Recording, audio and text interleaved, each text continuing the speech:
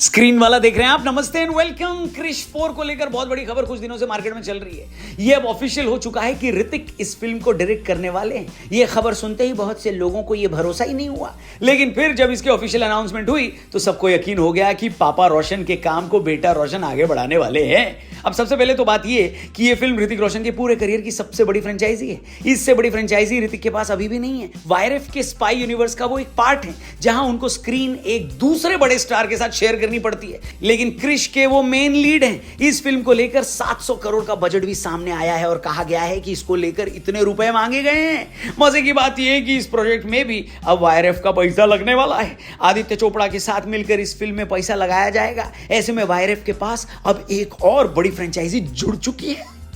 वाह वाह वाह। अब देखो, ये सब तो भाई पैसे रुपए का मामला है। बड़े बुजुर्ग लोग बेहतर तरीके से बिजनेस के लिए अपना दांव खेलेंगे, उनको समझ में आता है। लेकिन एज एन ऑडियंस हमारा इस खबर को सुनने के बाद दिमाग में ना 3 सवाल दौड़ रहा है। पहला सवाल ये कि इतने सारे सुपर हीरो मूवीज के भीड़ में जहां आपका इंडिया में कॉम्पिटिटर मार्वल जैसा स्टूडियो है और आप चाहकर भी उसके जितना बजट नहीं लगा सकते, क्योंकि जिस हिसाब का हिंदी फिल्म इंडस्ट्री में हाल चल रहा है ना, इसकी रिकवरी पर फिर भी डाउट कई लोग कर रहे हैं। ऐसे में इसकी कहानी में वो कौन सा एक्स फैक्टर होगा जो इसको उन फिल्मों से अलग बनाएगा जो बड़े बड़े प्रोडक्शन हाउसेस की फिल्म है? बताइए, कमेंट करके आप अपना ओपिनियन जरूर देना। इस फिल्म की टारगेट ऑडियंस ही वो बच्चे हैं जो इसकी फर्स्ट फिल्म में छोटे थे और अब अडल्ट हो चुके हैं। ऐसे में वो आज की जनरेशन के हिसाब से इसमें क्या डालेंगे बताइए मेकर्स, बताइए हैं? इसकी टाइम ट्रैवल वाली थियरी को कितने अच्छे से हैंडल करेंगे बताइए। इससे पहले ra.one रावण ही वो सुपर हीरो फिल्म है जिसके स्टैंडर्ड काफी हाई रहे हैं। ये अलग बात है कि वो फाइनली उतनी बेनिफिशियल रही नहीं,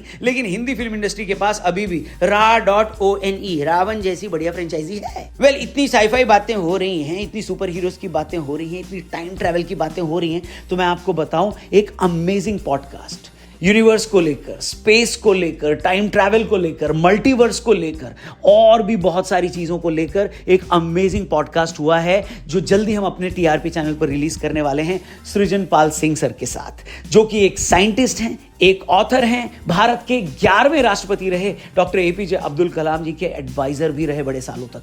तो उनसे हमने बहुत सारी बातें करी है, स्पेशली कॉस्मॉस के बारे में, यूनिवर्स के बारे में, स्पेस प्रोग्राम्स के बारे में। सुनीता विलियम्स इतने टाइम तक स्पेस में फंसी रही और अब सही सलामत वापस आ गई हैं, तो इनसे उनकी बातचीत भी कई बार हो चुकी है। तो उस बातचीत के बारे में भी, यानी इंटरेस्टिंग पॉडकास्ट जल्दी हम रिलीज करने वाले हैं सृजनपाल सिंह सर के साथ। तो हमारे टीआरपी चैनल को भी जरूर सब्सक्राइब करिएगा। सुपर हीरोज की भी बात उसमें जरूर करेंगे। Thank you for watching. Video में आगे बढ़ते हैं और दूसरा सबसे बड़ा सवाल पूछते हैं मेकर से कि भैया ऋतिक के पापा राकेश रोशन जी ने क्रिश का विजन देखा था, ऐसे में ऋतिक क्या उसी अप्रोच के साथ आगे बढ़ेंगे?